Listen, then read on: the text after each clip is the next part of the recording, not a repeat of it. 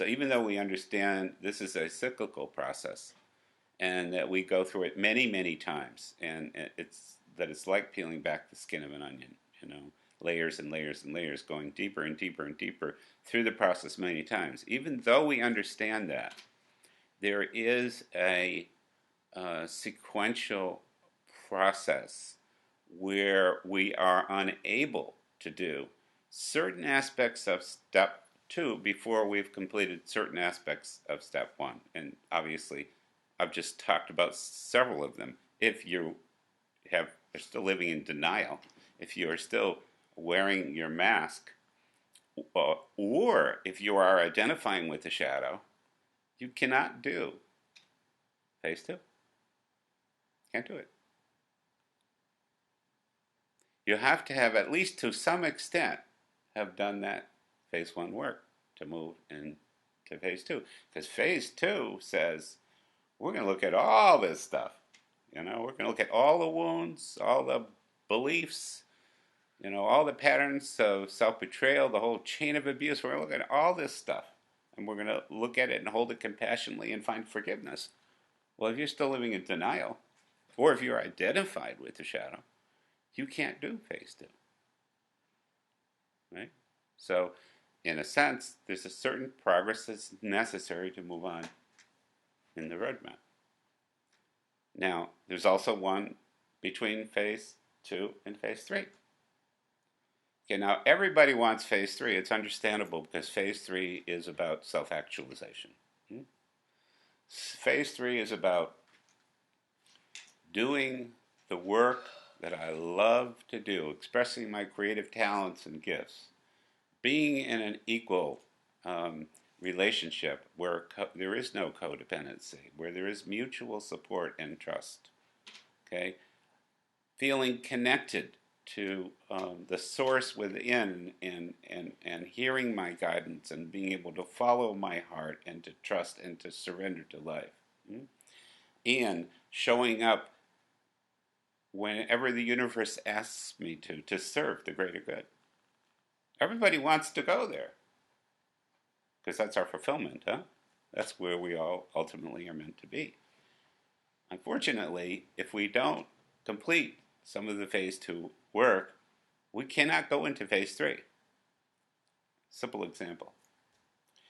If we are in a codependent relationship, if there is abuse in the relationship, if there is one person controlling the other and one person allowing the other to control, how can you create the kind of relationship that phase three talks about?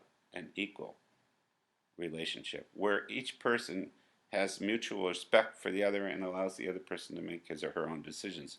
You can't do it.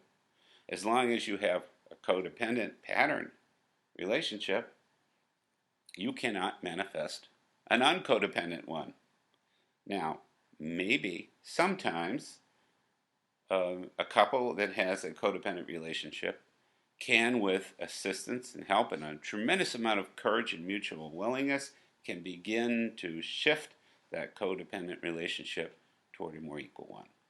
And that is the goal, obviously, of real marriage therapy, couples therapy, is to help people recreate their relationship at a higher level where there can be more fulfillment for both people and less trespass, less abuse, less control. Huh? Sometimes that can happen. For some people, they have to end that relationship that they're in and do a lot of very significant inner work on themselves before they can go on and create a relationship like that. Okay, the same thing with work. If you're used to having your rewards on the outside, getting a nice salary, having a lot of possessions, having a lot of social prestige and whatnot in your career, and even though you hate it, nevertheless, you're able to wear that smiley face and go out there and perform those roles, well, you're probably not going to be able to create your life's work. You're probably not going to be able to engage with your true gifts and talents and learn to believe in them. Now, maybe you can, again, morph it gradually over time. Some people can do this. Some people can begin to put more energy into what they really love to do while they detach and withdraw from the things that they've just done because that's what they learned to do to make a living. And they can gradually do both. Some people have to make a complete break from the old work because it's too addictive for them. It's like every time they or it's too painful, okay? Every time they go to work, they dread it.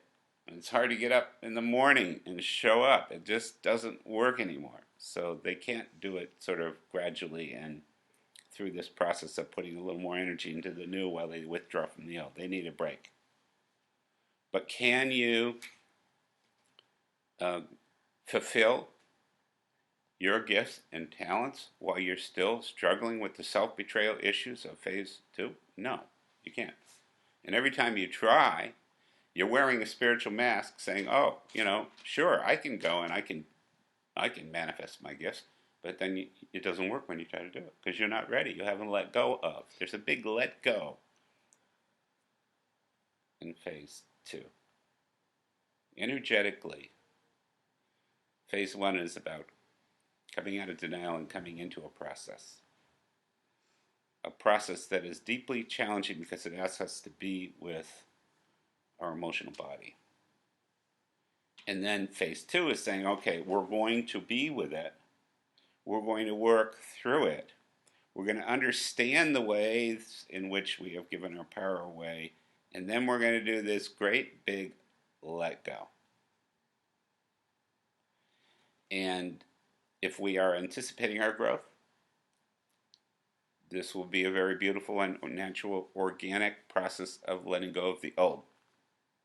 But what happens for many people is they don't let go gracefully. They don't let go gradually. They need life to come in with a sledgehammer, and completely destroy all aspects of their lives before they're willing to let go of them. And that's okay too. It doesn't really matter because phase 2 is all about the let go. It doesn't matter how the let go happens, but there needs to be a let go. Phase 3 is rebirth. Phase 3 is the spiritual birth, showing up as ourselves authentically in our work, in our relationships, in our connection to the divine, and being here to fulfill our ultimate goal, which is to be an instrument. Every single one of us. Now, some of us are oboes, some of us are flutes, some of us are French horns. We have lots of instruments, There's an infinite variety of instruments, but ultimately we are all meant to be an instrument of the divine. So phase 3 it's the fulfillment of the work. It's the self-actualization piece that Maslow talked about and others have talked about. And it's the Christ. It's the manifestation of the Christ, the body, what the Christians call the body and blood of Jesus, okay, which just means now in the flesh is the Christ presence here in this world, teaching, sharing, being the facilitator, being the guide. And there's not just one of those. There's an infinite number of those. But it is a state of consciousness. It's not one person. It's all of us have that potential to be the Christ.